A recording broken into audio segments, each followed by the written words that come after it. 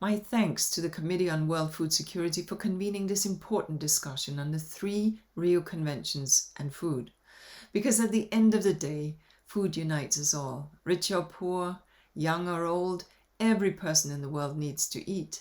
And yet food systems contribute to the triple planetary crisis, the crisis of climate change, the crisis of nature and biodiversity loss, and the crisis of pollution and waste. The crisis, in turn, is affecting food security, food prices, and making life harder for smallholder farmers across the world. At the first ever UN Food Systems Summit, more than 150 countries committed to transform their food systems. They also committed to championing greater participation and equity, especially amongst farmers, women, youth, and indigenous groups. But the summit was just the beginning of a longer journey, which will set us on a path towards a more sustainable future. The Rio Conventions represent a vital promise that we, the countries of the world, have made to each other on climate, on desertification and land degradation, and on biodiversity. It's critical that we continue to strengthen action around these conventions, as well as the chemical and pollution conventions. On climate, we all know that food systems are responsible for up to 30% of the global emissions. Embedding nature-based solutions into agricultural practices can be an effective, long-term, and cost-efficient approach that tackles climate change and builds resilience of local communities. Making action on food systems a vital component of national instruments such as the NDCs and national action plans are fundamental to advance countries' mitigation and adaptation ambitions.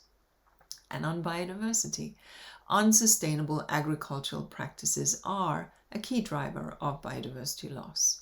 This week, parties to the Convention for Biological Diversity are reconvening for the first part of COP15 for CBD. The ask for negotiators over the coming months is to fast-track the completion of an ambitious post-2020 global biodiversity framework that drives systemic changes, including in food systems and in how we value nature. And on desertification, delivering healthy landscapes and boosting nature-positive production is not easy. Land degradation neutrality targets and response actions encourage systems thinking focused on governance, agro-systems, demand-side drivers and supply chains, and that can support transformation of our food systems. And on pollution, here I refer to the excessive subsidies for chemicals, pesticides, insecticides, and fertilizers that are impacting human health, our soils, our groundwater, and our oceans. I also here refer to the excessive use of plastic in agricultural production. These are issues that the Chemicals and Waste Conventions, the Basel, Stockholm, and Rotterdam Conventions partly address, while the plastics issue will also be addressed at the upcoming United Nations Environment Assembly, UNEP. The 49th session of the Committee on World Food Security meets at a critical moment.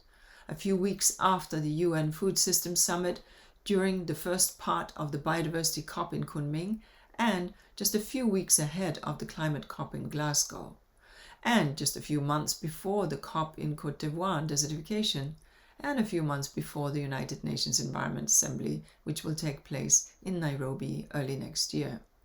So this is the time to pull together these agendas, because at the end of the day, we all want the same thing: a healthy planet, for healthy people, and for future generations to come. My thanks to all for your commitment as we embark on transforming our food systems.